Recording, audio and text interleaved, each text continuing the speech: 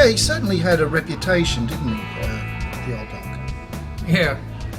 Look, you know, as I was just saying that about when you think about Doc, I like to think about all the good times, because we had great times with Doc. We also had some really difficult times with Doc, but we've had difficult times with each other, you know. Well, brothers.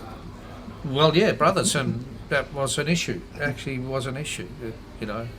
An argument about how a song went would turn personal, you know, and that didn't happen with Doc. But you know, I think when I look back on the whole history, I think the happiest I've probably ever seen Doc was in the Moonshine Jug and String Band, because the band was fun, and we did funny things, you know. Like I used to record the band, and I'd have a reel-to-reel tape recorder on stage, and I mixed it on stage too, and had this Trevmar mixing desk or mixing amp. And one night from the previous, we used to do this residency at the Modbury Hotel. The previous week I'd recorded, and I queued up the tape player to play back rather than record, and I hit play, and we were 1, 2, 3, 4. I hit the button, and we were miming, and the music came out from that, and no one knew, and all the people on the dance floor jumping around, one after the other. We put our instruments down and went out in the audience, and suddenly there was no one on stage, and they went, "What's going on?" We did zany things like that. And Doc was right into that kind of zany humour. So it's not fair to say he didn't have any sense of humour at all, but he found a lot of things that we found funny not funny at all. I think he found it easier to laugh with strangers than he did with people he knew well. He was pretty serious with us. Did he create like well, I'm interested what sort of energy he brought to the stage. Amazing. You know, and I reckon in the absolute heyday of Doc's performance, well, I would rate him, you know, as good as Mick Jagger. I just think he was amazing. And that was those days where he would put on a tracksuit and he'd run for a couple of miles, 3 or 4 Ks, and he'd time it so that he got back just before stage time. He'd put on the suit with the ascot tie, and then out he'd go and do the most amazing show. And I think that run was part of that process. So he was already really warmed up before he hit the stage. And he was intense, incredibly intense on stage. There was nothing. It was complete into a persona. So much so that he couldn't relate to Doc as being him off stage, which we thought was a bit like, oh, come on, you know, that's getting a bit silly. But he was like that, you know. So there was Bernard Neeson and there was Doc Neeson, and Doc Neeson was the stage guy, and Bernard was him. And he would talk about Doc in the third person. Wow. Oh yes, Doc wouldn't do that. Right. Yeah. So he sort of like as a dramatic creation. So it's just sitting here talking about the lyrics to a song or a song arrangement. He would talk about Doc, and I would say, "Excuse me, Doc, this is just you and me." "Yes, I know, but I have to keep Doc as a separate entity." Right. Whatever, it worked. It was pretty amazing. Well, of the Brewster Neeson Brewster songs that were written, who came up with what?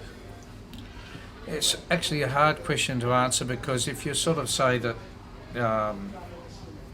that we actually wrote most of the songs, then it sounds like we're trying to take something away from Doc, and even if it's true. But so in a way I've answered that question. But the thing is that we started that band together, the three of us, and so it was a team. And you know, then Buzz and Chris joined later. Charlie King was our first drummer. He was an incredible team player too. But you know, we had to part company with Charlie, and then we got Buzz and Chris in the band. But the nucleus of the band was always Brewster Neeson Brewster. So with the songwriting. If Rick wrote a song, it was Brewster Brewster. If I Okay. wrote a song, it was Brewster Brewster. Mm-mm-mm. So without me trying to put us on any kind of pedestal like Lennon and McCartney, it was the same kind of thing. It was a songwriting partnership. So our attitude to that was that, well, we all contributed in some ways to a song. You know, like I would come up with some ideas to Rick's songs. He would do the same to mine. Doc would, you know, the things like I came into the studio once with the music of Straight Jacket, and pissed everybody off because they were recording something else when I was a bit pushy. And anyway, we did it and got it on the first take. Doc then took the cassette of that up to the front office of the studio of Albert Studios, up to where FIFA Riccobono and all the you know, the A&R people, etc. And he sat in a corner somewhere and came back a few hours later with the words of Straight Jacket, which are amazing words. So he never really did music, but he would do some lyrics. So not all of the lyrics. No, Right, nowhere okay. near. Never. Mm-hmm. Oh, apart Rick from was that the best. song, Straight Jacket is the only one I can recall where he wrote the entire lyric. It was very often, he had notebooks with lyric ideas, hundreds of them. Mm-hmm. And I'm talking for myself now, if I was writing lyrics to a song, I would often get to a point, you know, what am I going to do for the third verse? And I grab Doc's notebook and I go through it and go, I think we can slip that line in there and that one there and this will go with that. And it was a jigsaw puzzle. And sometimes John and I would go through his books and say, oh shit, there's a song in that. There's a song title, there's you know, a verse or a chorus line or whatever.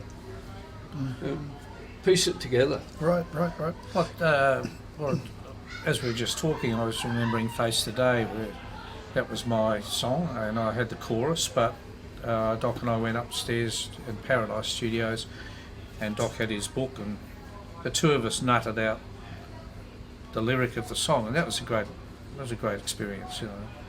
But Doc's writing wasn't in rhythm or in rhyme, so you'd go, that's a really good line, and then the next line would be totally out of rhythm, so we would then work out how to chop it around so that it then fit the previous line. Right. It was great fun doing it. Right.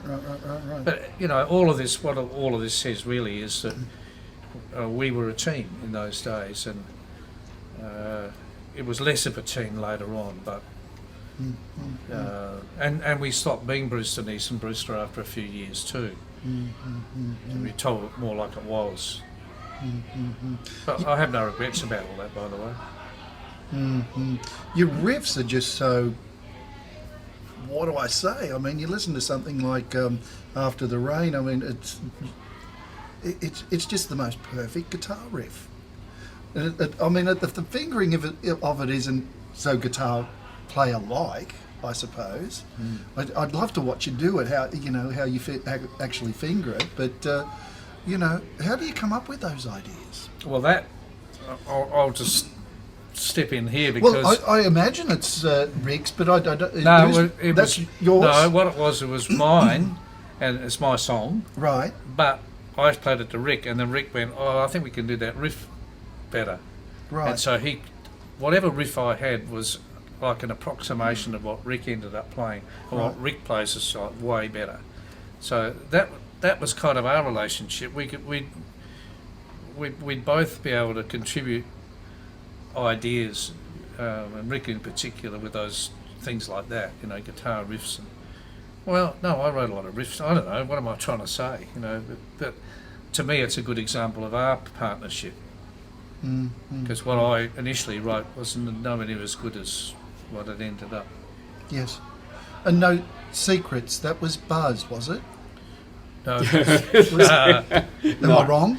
The short answer is no. Okay. Doc's lyrics, Doc's lyrics and Yeah. your riffs. no. Doc and Buzz brought in that song, and it basically sounded like a copy of an Eagles song. Only the chorus. The The chorus, thing, it was yeah. very slow, and the chorus went, "She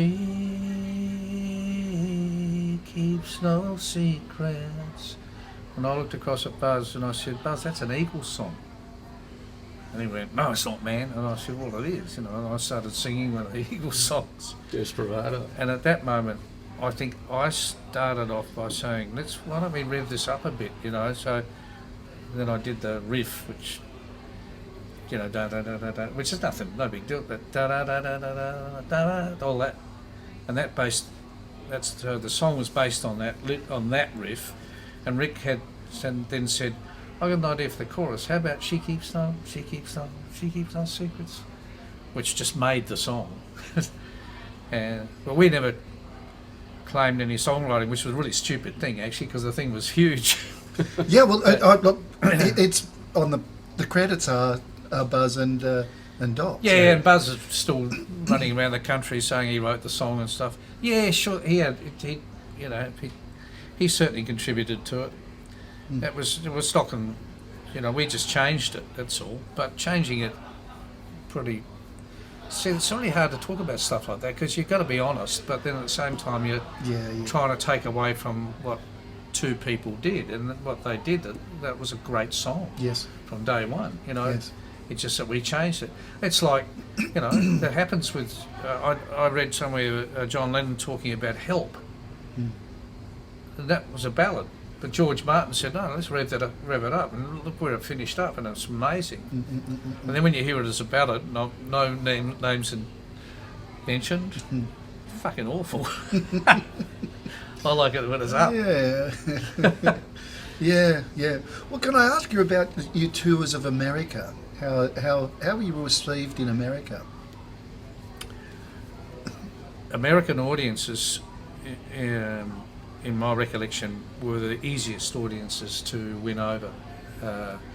Far easier than Australian audiences. We had to, there was the factor, before we became big, there was that factor of, let's see what you can do, Yeah. Whereas I'd sort of say, in Australia they come to a show and they give you maybe 4 or 5 out of 10, and then if you win them over, they might give you 9 out of 10. Australia, you start with -10. Oh. No, they're a harder audience. And I think that's a great thing about this country, that audiences were quite discerning. In America, it was almost like, well, we're going for a party, so the band, there's a band, we'll give them 10 out of 10, and if we were a shithouse, they'd take points off.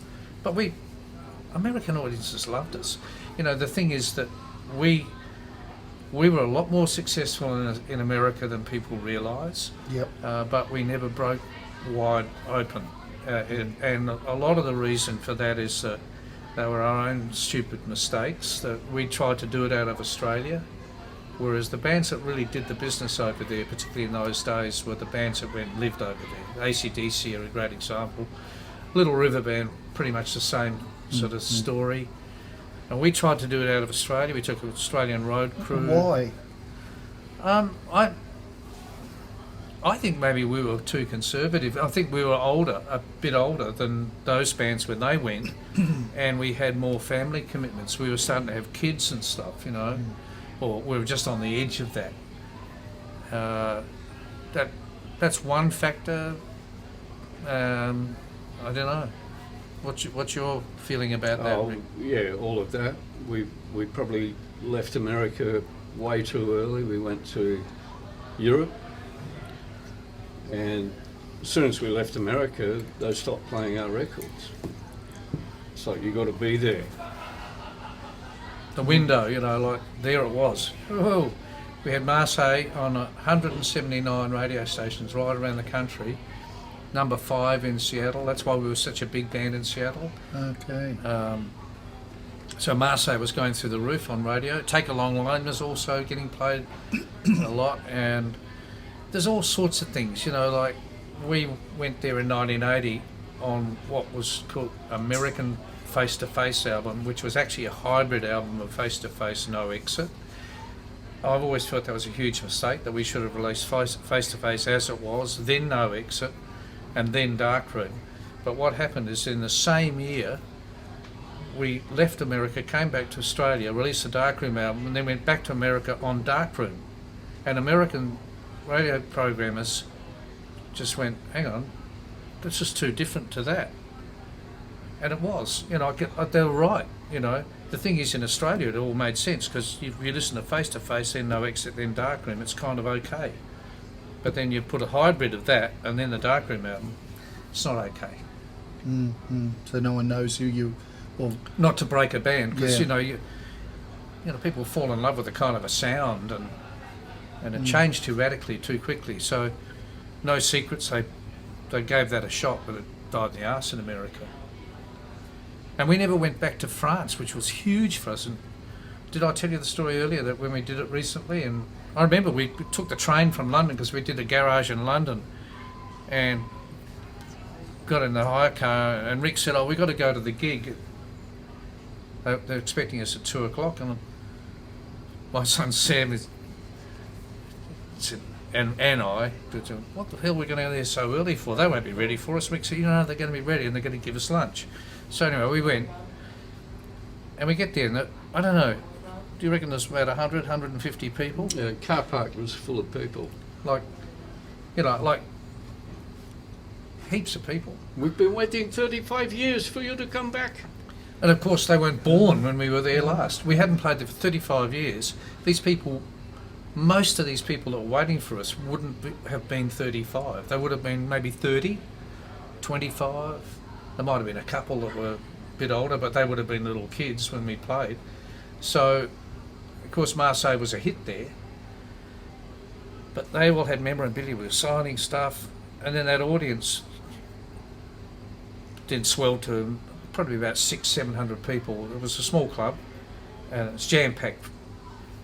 And we start the show, and every guitar solo that Rick played, including like Talk the Talk stuff, more recent stuff that we've done with Dave Gleason, they'd got those albums as well.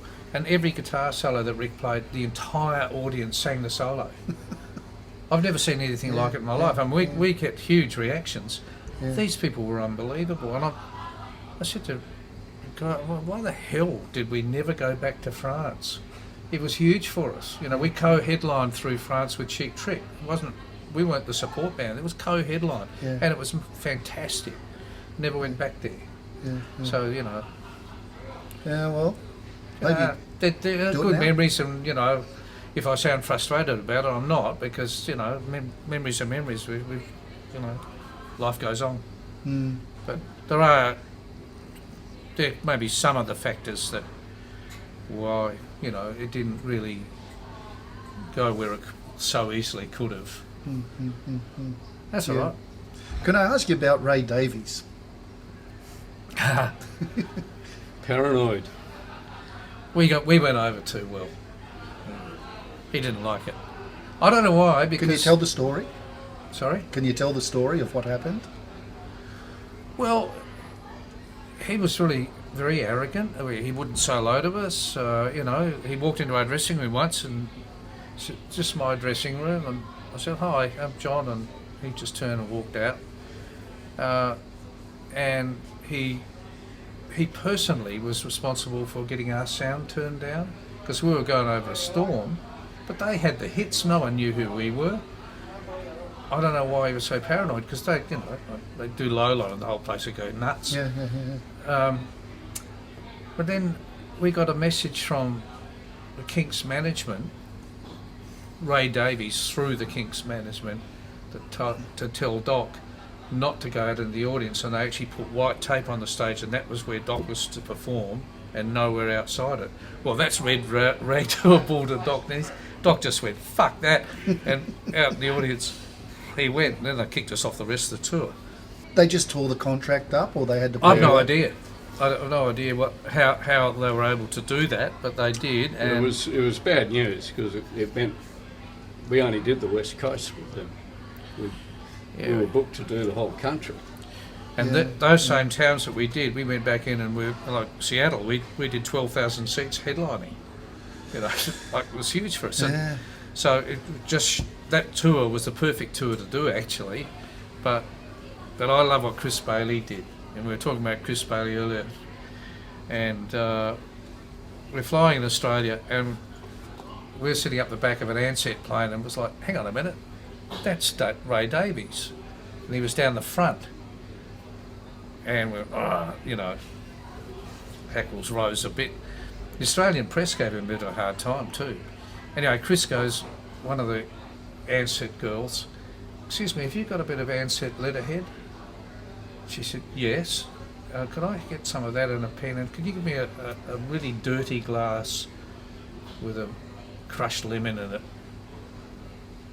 on a tray? And she said, oh yes. So he gives him this filthy glass of, ice that's all melted and horrible old lemon sitting in the glass. And he wrote on the letterhead, to Ray Davies with compliments for Angel City. Put it on the tray and got the girl to deliver it to him. He was really pissed off. He took it and went, put it down on the ground. Well, I just when I read that story, I was thinking, why would they, like you say, they had all the hits, and why would they feel, Makes no sense. We learned something from AC/DC, I think. The better the support band went over, the better you were going to go over. That was, AC/DC loved us playing with them. I mean, not that they ever had anything to worry about anyway, but I love the Kinks, like You Really Got Me and stuff like that. Oh, they were fantastic pop songs. So I was personally quite disappointed. And I was also disappointed with them as a band, actually. They didn't get on, and they changed their songs to like heavy metal songs, and those songs were the greatest, just simple, riffy pop songs. Fantastic songs. Yeah. And what they did with them, I hate it personally. Being a fan, I'm still a fan. I just don't like him much. Yeah, it was an astonishing thing. But so, the band today, who's in the band today as we stand? John and me, Dave Gleeson, Sam, John's son, on bass, and Nick Norton on drums. And what a band that is. We love it. Well, I'm coming to see you tomorrow night. Oh, great. So, fellas, it's been great spending time with you. I've really enjoyed it. I loved watching you earlier. Thanks. I wish we could have gotten some footage of that. That was good. And we'll see you tomorrow. Excellent. Thanks so much.